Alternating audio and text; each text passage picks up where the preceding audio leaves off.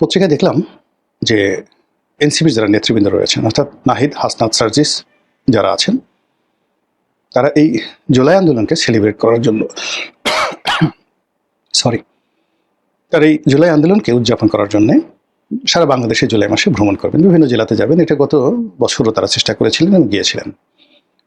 তো এইবার যেটি হবে সেটা তারা অনেক জায়গাতে যাবেন। এটাকে জুলাই পদযাত্রা বলা হচ্ছে, কিন্তু তারা এবার আর গোপালগঞ্জ যাবেন না।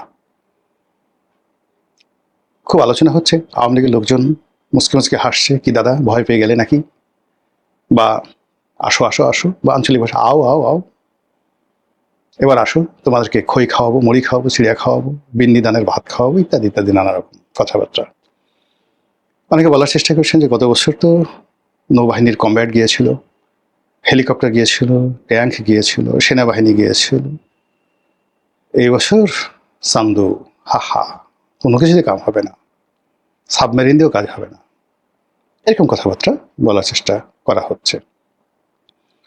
আমার বক্তব্যটা হলো যে আমি একটা স্ট্যাটাসে বলেছি যে যদি তারা পদযাত্রা করেন, যদি তারা শোভাযাত্রা করেন, কিংবা এই জুলাইকে কেন্দ্র করে সারা বাংলাদেশে তারা ভ্রমণ করেন, প্রত্যেকটা জেলাতে যান, কেন গোপালগঞ্জে তারা যাবেন না? What is the problem? Gopalganj কি বাংলাদেশ থেকে বিচ্ছিন্ন কোনো একটি অঞ্চল, স্বায়ত্তশাসিত? সেখানে তারা যাবেন এবং তাদেরকে প্রোটেকশন দেওয়ার দায়িত্ব এই রাষ্ট্রের। যখন রাষ্ট্র কারো রাজনৈতিক অধিকার নিশ্চিত করতে না পারে, এটি রাষ্ট্রের এক ধরনের মারাত্মক দুর্বলতা। ২ নম্বর হলো কোনো একটি সংগঠন যখন তার প্রধান প্রতিপক্ষ যারা আছে সেই প্রতিপক্ষের যে দুর্গ, সেই দুর্গের ধারে কাছে যেতে না পারে, ওই সংগঠনের কোনো অস্তিত্ব থাকে না। কাজে এই যে গোপালগঞ্জে গত বছর যাওয়ার যে সিদ্ধান্তটা, ওটা ছিল রং। আবার এই বছর না যাওয়ার সিদ্ধান্তটা, এটা আরো রং। মানে গত বছর যেটি ছিল ভুল, এটা হবে সেটা মহাভুল।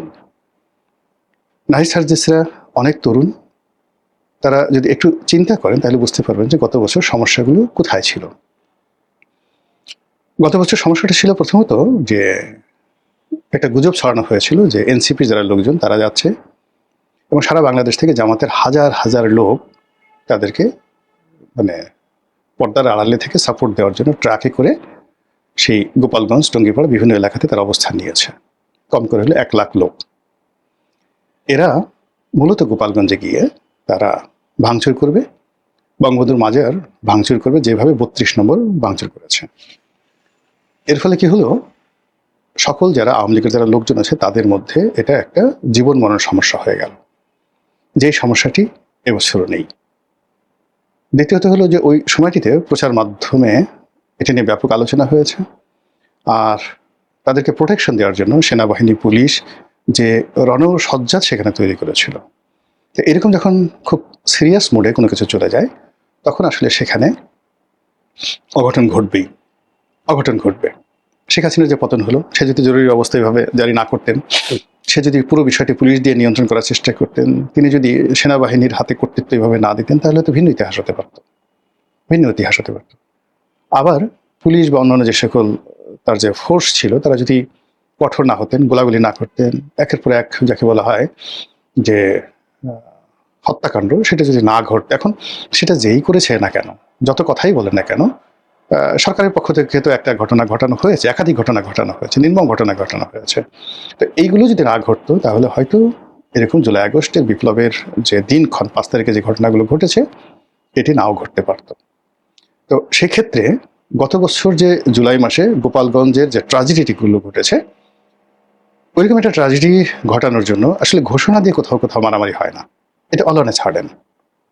তো এইভাবে ঘোষণা দিয়ে ঢাকা শহরে যেভাবে বঙ্গবন্ধু এভিনিউতে আওয়ামী লীগের অফিস তছনছ করা হয়েছে, যেভাবে সুধা সদন তছনছ করা হয়েছে, যেভাবে 3 নম্বর সড়কে আওয়ামী লীগের যে সভানেত্রী অফিস তছনছ করা হয়েছে, সারা বাংলাদেশে আওয়ামী লীগের অফিস, বাড়িঘর পোড়ানো হয়েছে, যেভাবে 32 নম্বর ভাঙচুর করা হয়েছে, এরপর বঙ্গবন্ধুর যে মাজার, এটাকে নিয়ে আওয়ামী লীগের যে কোনো লোকের মধ্যে একটা জিদ চলে এসেছিল। এখন এবছর কিন্তু সেটা নেই। এবছর সেটা নেই, এই কারণ হলো এবছর আওয়ামী লীগ অনেকটা লিবারেল হয়ে গেছে। এবং গত বছর গোপালগঞ্জে যে সেনাবাহিনীর কমব্যাট অপারেশন, সেই অপারেশনে আওয়ামী লীগের বহু মানুষ মারাত্মকভাবে ক্ষতিগ্রস্ত হয়েছেন, বহু মানুষ জেলে গেছেন, হয়তো কেউ ছাড়া পেয়েছেন, অনেকে ছাড়া পাননি। তো সব মিলিয়ে ঠিক ওই রকম যে আবার একটা প্রতিরোধ গড়ে তুলবে, আবার একটা আন্দোলনের ডাক দেবে, আবার জাগো বাহে কণ্ঠে সবাই, এটা হয় না। দ্বিতীয়বার মানে প্রত্যেকটা জিনিসই ইতিহাসে একবার ঘটে, দ্বিতীয়বার ঘটে না। ফলে ওই সময়টাতে গোপালগঞ্জবাসী যে কাজগুলো করেছেন সেটা এই বছর তারা চেষ্টা করলেও করতে পারবেন না। 2 নম্বর হলো যে এখন সেনাবাহিনী হয়তো গত বছরের মতো এভাবে প্রোটেকশন দেবে না। এক কারণ হলো এখন ডক্টর মোহাম্মদ ইউনূস নেই, এনসিপিরও সে আগের রমরম অবস্থা নেই। আর এনসিপির যারা নেতৃবৃন্দ রয়েছেন তাদের মধ্যে কেউ কেউ এখন সংসদ সদস্য হয়েছেন, তাদের দায়িত্ব বেড়েছে, কর্তব্যবোধ বেড়েছে, তাদের সেই জিহাদি জোশ কমেছে, তারা অনেকটা দায়িত্ববান হয়ে পড়েছেন। রিজনেবলি তারা এখন চেষ্টা করছেন two B a national leader, একজন জাতীয় নেতা হওয়ার চেষ্টা করছেন। তো সেক্ষেত্রে আপনি দেখবেন যে এদের অনেকের ভাষা অনেকটা মার্জিত, কিন্তু এই যে তারা যে স্বপ্ন দেখছে সেই স্বপ্নের মধ্যে যে সন্দেহগুলো রয়ে গেছে, 1 নম্বর সন্দেহ তারা জামাতের বি টিম, 2 নম্বর মানে সন্দেহ যে তারা জামাত ছাড়া, জামাতের সাহায্য ছাড়া, জামাতের প্রোটোকল ছাড়া সারা বাংলাদেশে কোথাও যেতে পারবে না। সংসদের ভিতরে বাইরে তারা জামাতের দয়ায় বেঁচে আছে, জামাত জাস্ট তাদেরকে যাকে বলা হয় ব্যবহার করছে। জামাত চেষ্টা করেছিল তাদেরকে বিএনপির মধ্যে ঢোকাতে, ব্যর্থ হয়ে তারা নিজেরাই নিজেদের সন্তানকে কোলে করে নিয়েছে। এবং গত নির্বাচনের আগে তারা কৃত্রিমভাবে জামাতের সঙ্গে অনেক দ্বন্দ্ব হয়েছে, সংঘাত হয়েছে, ঝগড়াঝাটি হয়েছে, যেন বিএনপি কনফিউজড হয়ে যায়।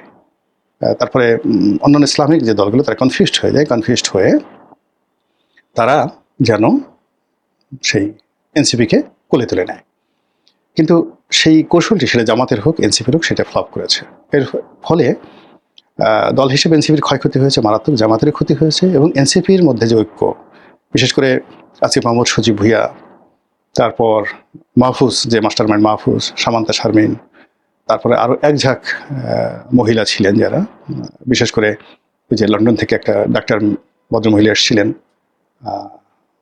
আরেকজন ডাক্তার আছেন টেলিভিশনে টকশো করেন আর কি।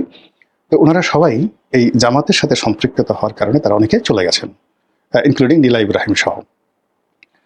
তো এই অবস্থাতে এখন এনসিপি আবার নতুন করে রিঅর্গানাইজ হচ্ছে। তারা ডক্টর মোহাম্মদ ইউনূসের জন্মদিন পালন করেছে, সেখানে ডক্টর মোহাম্মদ ইউনূস নেচেছেন, এনসিপির যারা নেতৃবৃন্দ তারা সেখানে গিয়েছেন।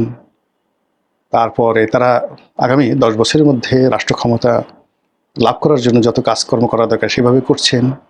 বিএনপির অনেক নেতাকর্মী তাদের দলে যোগদান করছে, ইত্যাদি ইত্যাদি কর্মকাণ্ডগুলো ঘটছে। এবং তারা যারা নেতৃবৃন্দ, বোঝা যাচ্ছে যে এই মুহূর্তে তাদের আসলে কোনো ফাইন্যান্সিয়াল কোনো সমস্যা নেই। একটি দল পরিচালনা করার জন্য যে অর্থবিত্ত যা কিছু দরকার, কোত্থেকে যেন তারা সেই টাকাগুলো পাচ্ছে। এবং তাদের যে সকল মিত্র, গুপ্ত মিত্র ছিল সেই আন্দোলনকালীন সময় বা আন্দোলন পূর্বকালীন সময়, প্রায় সবাই এখন আবার প্রকাশ্যে এসে তাদের সঙ্গে যোগ দিয়েছেন। এবং ডক্টর মোহাম্মদ ইউনূস এবং তারা সবাই মনে করছে যে না, এনসিপিকে শক্তিশালী করা ছাড়া এই বাংলার মাটিতে তাদের জুলাই যোদ্ধাদের গোপালগঞ্জ যাওয়া নিয়ে গুরুত্বপূর্ণ তথ্য দিল গোলাম মাওলা রনি। তাদেরকে সার্ভাইভ করতে হবে, তাদের অস্তিত্ব বজায় রাখতে হবে, আরও অনেক কিছু। এবং সেই কাজগুলো করার জন্য সারা বাংলাদেশকে তারা ওন করবে, এটি স্বাভাবিক। এখন তারা যদি সেই গোপালগঞ্জকে ভয় পায়, তাহলে কদিন পরে তারা ফরিদপুরকে ভয় পাবে, রাজবাড়িকে ভয় পাবে, শরীয়তপুর মাদারীপুরকে ভয় পাবে, এরপর মাদারীপুর থেকে এসে বরিশালকে ভয় পাবে, পিরোজপুর, ঝালকাঠি, বাগেরহাট, খুলনা। আওয়ামী লীগের যে সকল এলাকাতে ব্রুট মেজরিটি রয়েছে, প্রচণ্ড জনপ্রিয়তা রয়েছে, যশোরের বিস্তীর্ণ অঞ্চলে তাদের জনপ্রিয়তা রয়েছে। তো যশোর, গ্রেটার যশোর মানে খুলনা বিভাগ, বরিশাল বিভাগ, তারপরে বৃহত্তর ফরিদপুর, কুমিল্লা, এই সমস্ত এলাকাতে, যে ব্রাহ্মণবাড়িয়া, এই সমস্ত এলাকাতে আওয়ামী লীগের যে জনপ্রিয়তা রয়েছে এবং এখানে ডেন্সিটি, আওয়ামী লীগের লোকদের যে ডেন্সিটি, এই ডেন্সিটিকে এখনো পর্যন্ত বিএনপিও চ্যালেঞ্জ করতে পারছে না এই জমানাতে। তো সেক্ষেত্রে এনসিপির মতো একটি নবীন দল, তারা এই গোপালগঞ্জকে যদি ভয় পায়, এই ভয় তাদের মধ্যে বাড়তে থাকবে। আর গোপালগঞ্জে তারা গেল না, তখন এই আওয়ামী লীগের মধ্যে একটা প্রতিযোগিতা শুরু হয়ে যাবে যে গোপালগঞ্জ যদি পারে, আমরা কেন পারবো না। গোপালগঞ্জকে তারা ভয় পেল, আমাদেরকে ভয় পাক। আমরা সবাই তো তাফালিং করতে বা মাস্তানি করতে, দাউদ ইব্রাহিম হতে, এরকম জিনিসটা আমরা খুব পছন্দ করি।